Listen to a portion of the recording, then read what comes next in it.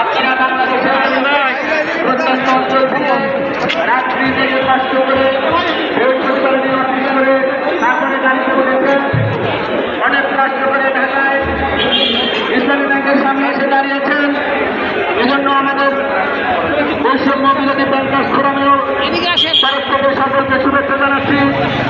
অনেক সাংবাদিক ভাই বোনেরা এসেছেন, তাদেরকে আমাদের এই মজলুম ভাইদের তরফ থেকে শুভেচ্ছা এবং দোয়া আপনাদের প্রতি।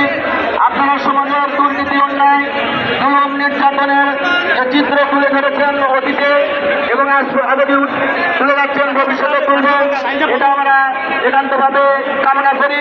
আপনাদের প্রতি আমাদের আস্থা